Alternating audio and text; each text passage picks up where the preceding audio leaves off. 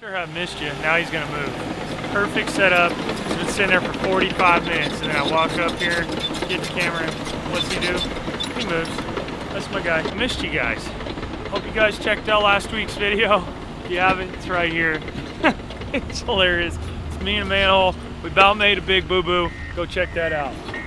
Every Sunday we're hitting you guys with another video, and this week, this one's about that machine right there. Is this machine worth the buy? It is so much extra money with the iMachine compared to a normal just 51EX. Had it a year. Well, we've had it almost 2 years now, year and a half. Let's talk about it. Let's go a year in a review on the old Komatsu D51EXi machine. Coming at you.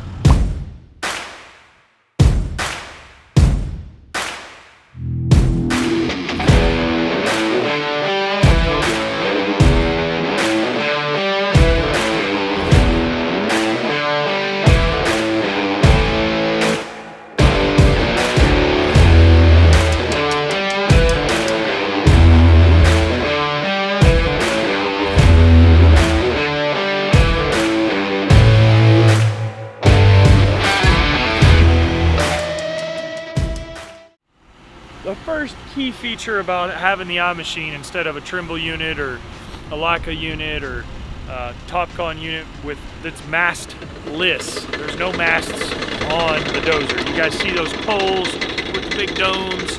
All that crap's money out there waving around on them freaking blades, man. And they're dirt machines, so yes, they're built to withstand a beating. There's no doubt about it. The GPS capabilities of this machine is bar none to anything on the market.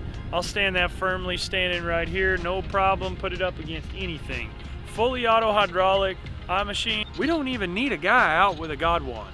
Sam can pull a surface. Say we come out to this job site first day. The first day, the number one thing we wanted out of Sam is we wanted him to track this entire job site and get a surface built of the existing site. Is it matching our prints? Can your dozer do that? Just by driving along? It's collecting data in 32 different sensors within the arm. The first 6 months, I'll be straight up with you guys, it was frustrating. It was terrible. It was hard on Sam.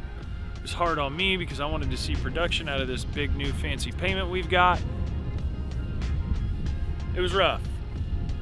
Once we understood all the capabilities of that machine, it was a totally different scenario. Sam has learned that machine, spent the extra time learning that machine. And when I say learning that machine, I'm not talking about dozer time. I'm not talking about seat time.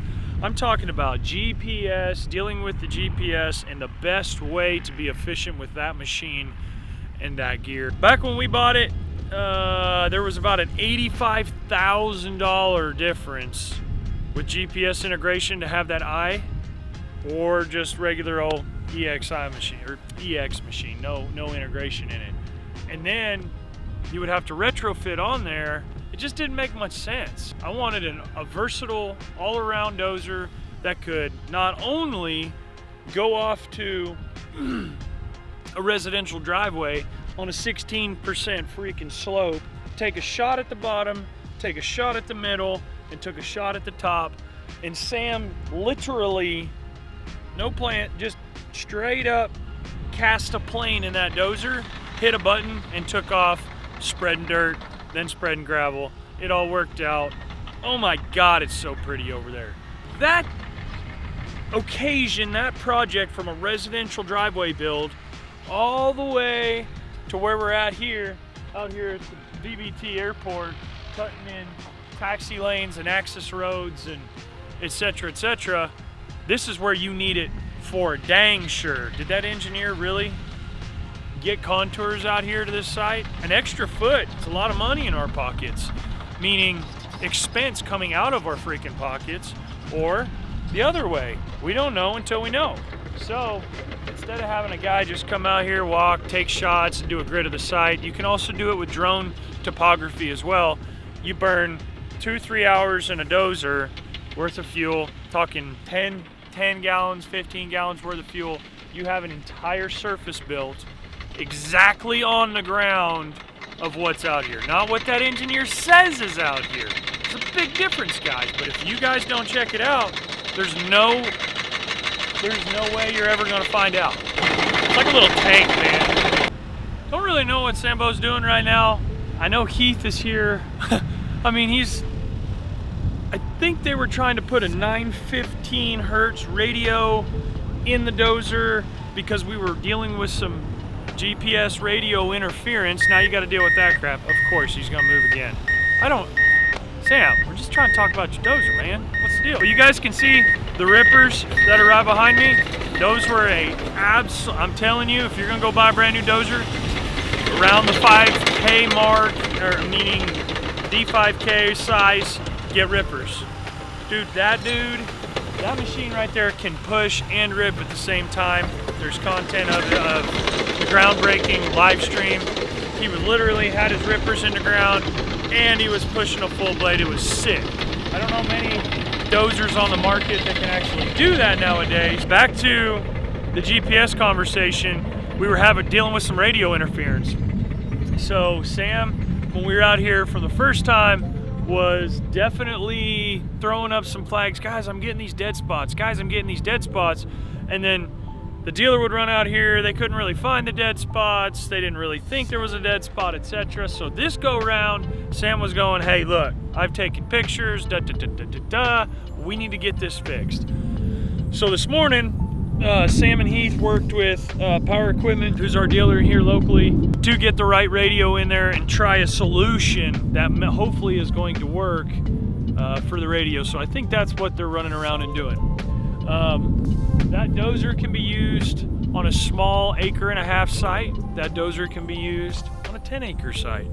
And I am telling you, the efficiency of one guy that knows what he's doing in that machine will smoke 2 guys, 3 guys with great poles.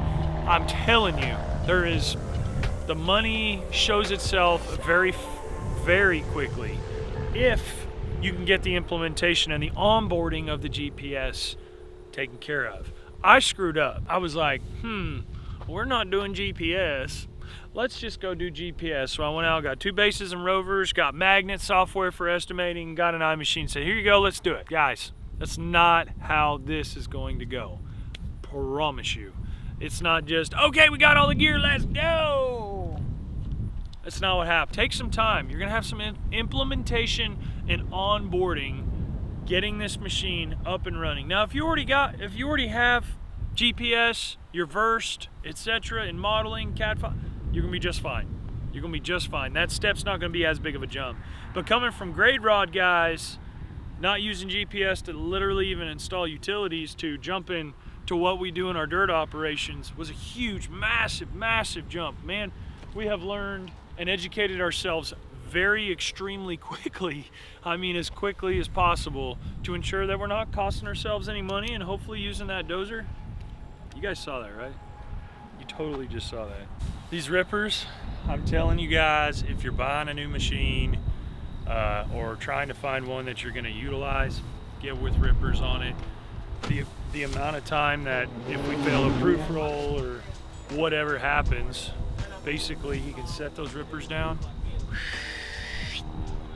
just rip up that earth, come behind, blade it, put it back in, roll it, and we're good to go. Well, they look a little goofy. And for the first couple of dozers I was looking at, I was like, why do they look so weird? Once you get in that thing and you can see the amount of view you have for an operator is absolutely dumb out of this machine. I don't care about the GPS integration right this second, but the operator view from a Komatsu 61, 51, 71 will smoke visibility any dozer on the market. That's another big added key benefit. I gotta say, uptime on this machine, keep your filters clean. Sam's done a great job about keeping all our filters clean, etc. This thing has had a 500 and 1,000 hour service, and that is it. I mean, that is it. Let's go look how clean the cab is. How clean this thing is. Got him a box of tissues in here. Got his chargers. I mean, there's barely dust on the floor. But this is what they're messing with right now, is this GPS unit, trying to make sure Sam has got everything he needs on here, but we're having some radio interference. So power equipment's here, helping Sam and Heath work through that, because it's these little things that will hold the tiniest. That's what I had to learn as an owner. The tiniest of little thing will hold up the whole project. But if you have that thing and plug that thing in, it goes 3 times as fast. So you can see here the operator view right from the head angle where he would be sitting. Look at the track pads on there too. I gotta say, that is pretty crazy how much track pad depth we still have. But that was that operator view I was talking about. We got the cab, of course, tinted, but I wanted to show how freaking clean he's got this thing in here. You can still see the shine on everything. There's no spit bottles. There's no crap everywhere. Ripper handle there. I just want to show them how many hours we got on this thing. 1,061. That looks like she come off your showroom. Come out. 1,000 hours on your track spindles, sprockets. Sorry. I mean, still plenty of left. And then look at my daggum track pads. 1,064 hours. We still got plenty of height on our track pads. Everything looks very healthy. I can't tell you guys enough. I just did a podcast on this.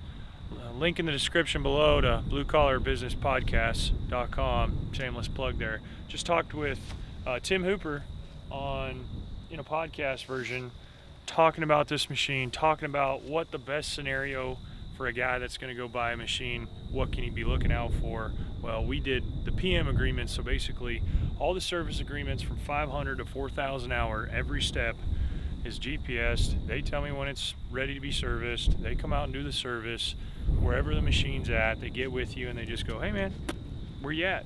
Can we work on this machine this day and this day? Get with the super, and they get her done. And I'm not receiving a $1,500, $2,500, $3,500 bill out of nowhere. It's just boom, come out and do it, and your machine keeps on rolling. Finance that crap in, guys. Don't. You don't want the surprises, and you sure don't want downtime. So trying to find the money to pay for the service, and that's why you put it off. Trust me, I've been there as well. So don't do that. Service, especially something like this, get all the agreements day one. That's going to benefit you guys a lot. We have flipped the cutting blade once or twice on the blade. I want to say once in 1,000 hours. So I feel like that's pretty good. As you guys can tell, it's spotless in there. I love the tinted cab. I think we did 20% tint. Tommy's Tint Works, the guy here in Northwest Arkansas, he does a lot of equipment. We did that the first day it got dropped. That way, it also protects my cab a little bit, right? So the sun's not eating up the leather, it's not leather. We should probably do a leather seat in there that says Sam or something. That would be so funny. It's all about that machine, Intelligent Machine Control 2.0. There's sensors in the tracks. There's sensors, well, Alan can tell you all about it, but there's sensors all over this place, built in, accruing data every single time he makes a pass. It's sick. I love it. So don't let your salesman talk you into this machine without a base. He's not the salesman, but you're gonna need a base. The machine basically has a data collector itself. It's collecting all those points with those 32 various sensors we've been talking about. But you're gonna need this, roughly 25 at the point of this video, just for the base itself.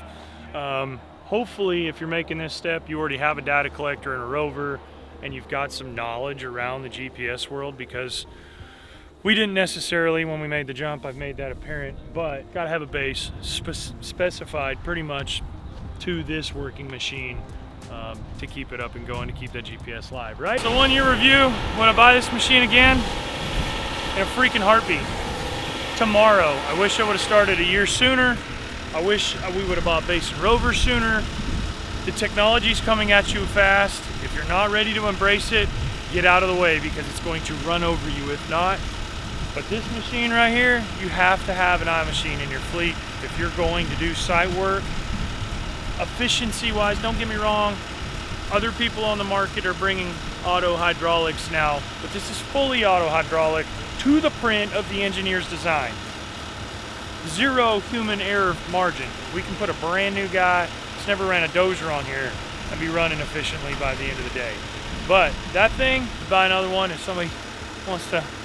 Y'all need to start buying merch so I can maybe pay this one off. I'll get another one. Come on! Merch link. Merch link right here. merch.syconexi.com. Go check it out. If you guys want us to talk about the 210, the 138, and the wheel loader, or any of the other various gear, 1 year in review, let me know in the comments below, please. Drop a like on this video.